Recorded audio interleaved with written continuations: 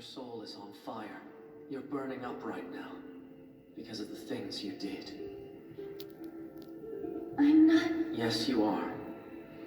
You'll understand what I mean someday. And then you'll realize, for the first time, that you have many burns. Burning is a constant thematic element of the narrative of Violet Evergarden.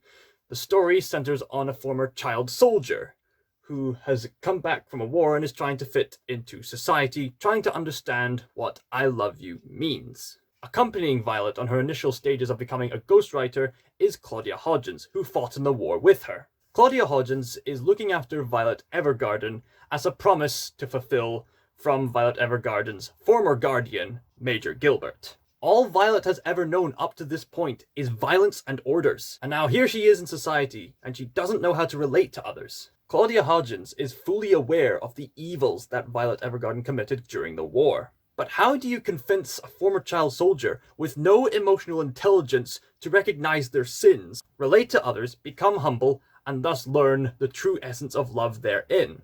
The journey to finding out this answer is not an easy one. In fact, it's a rather traumatizing one in Violet's case. Yet the concept of guilt is necessary for one to feel the remorse and regret necessary to change your character for the better. Hence the metaphor of burning in Violet Evergarden. How does the metaphor of burning work? I'll let the Team Fortress 2 heavy man explain how burning works, briefly. The burning you feel? It is shame. And now for the more thorough description. One night, Claudia Hodgins is walking with Violet Evergarden after she did some posting duties. As they walk across the lamppost-lit street, Hodgins initiates a conversation. Hodgins acknowledges that others might want to suppress the feelings of guilt by saying, It might be easier to keep living if you never learn them. but these following lessons Violet has to learn in order to learn the essence of true love is going to be difficult, but in the long term will do her good. He says to Violet, You see, you don't realize yet, but your body is on fire and burning up because of the things you did. at first, Violet seems confused. She's not literally burning up. I'm not burning. Yes, you are. I'm not burning. I don't get it. No, you are burning. But even so, Claudia Hodgins insists that she's burning alive because of all the things she did. Someday you'll understand what I said, and then you'll realize for the first time that you have many burns. After he concludes the conversation, the scene ends with a view of Violet Evergarden from a camera angle of the lamppost fire. This is a visual metaphor for Violet's obliviousness to her own sins. She is surrounded and engulfed by flames, yet she doesn't seem to react to it. The flames represent sin, and as fire does, it burns up, eats up, and tortures. The next several episodes focus on Violet training to be a ghostwriter to learn what I love you means. All the way up to the end of episode 7, she's working with various clients and she's learning different forms of love. In her training, she learns how to understand people's emotions as she writes. During her job, she learns of different forms of love. Sibling love, romantic love, love of parents long gone, love from people who have passed on. Over time, she learns that love can often be a courageous thing to embrace, that love seeks the best in other people, and also that love is worth it, even if there's pain along the way. Significantly, with her own loss of her precious Major Gilbert, Violet begins to better understand the concept of losing a loved one and the pangs that that loss brings. She learns that there is no such thing as a letter that doesn't deserve to be sent to somebody. Yes, each one of these letters is someone's precious memory after all, and every letter deserves to be delivered. I see how special it is to receive a letter. The more she ponders on the power that her letters bring to people, the more she begins to realize that love is a precious thing.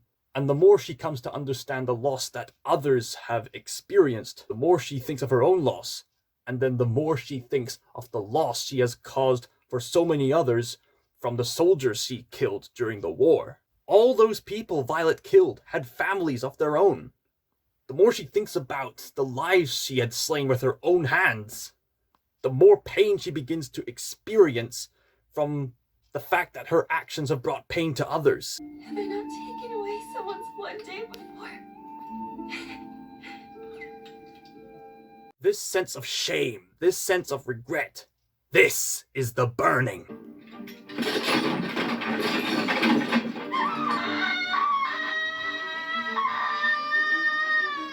This burning is a very uncomfortable thing to deal with.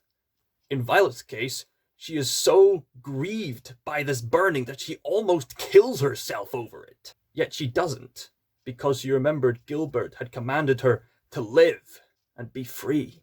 As a matter of fact, there was an earlier scene before this where Claudia Hodgins meets one of the other Autumn Memories dolls.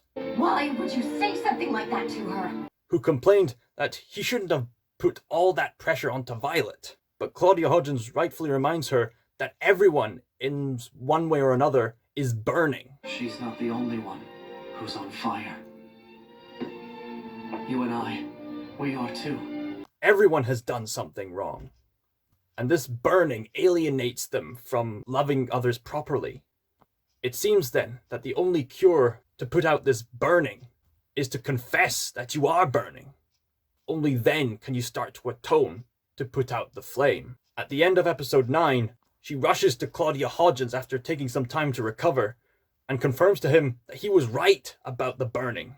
Her self-inflicted burns have been eating her alive. She even had a thought in her head of her past self saying, "I'm not burning," only for her in the present to say, "I am burning," as if to say that her previous self was in a state of oblivious denial. But now that she feels guilty, she feels the remorse necessary to repent of her actions. She comes to Claudia Hodgins and says, is she worthy to live at all? Claudia Hodgins begins to tear up because Claudia Hodgins has been through a similar experience himself. In fact, it could be said that he's still figuring it out for himself too. Claudia Hodgins responds to Violet Evergarden, all those things you did in the war will not be forgotten. Those won't go away. However, your time serving as an Autumn Memories doll, helping others to recover from the war, that won't go away either. So then by episode 10, Violet Evergarden is fully capable of learning to empathize by episode 10. And when the threat of civil unrest arises in later episodes, Violet puts her atonement into action by throwing herself back into the battlefield to protect others. And this time, she doesn't kill her enemies. Because even if they're hostile, she finally sees the infinite value in every human being. And by the end of the final episode, in a tear-jerking scene, Violet has finally moved on from her past and her trauma. Not that she forgets it, mind you, but she acknowledges it and has found redemption.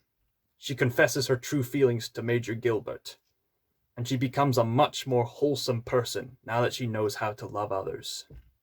And we get one last visual metaphor. We see a water droplet reflecting a small flame that represented sin is finally extinguished within this water droplet, and it lands on a violet.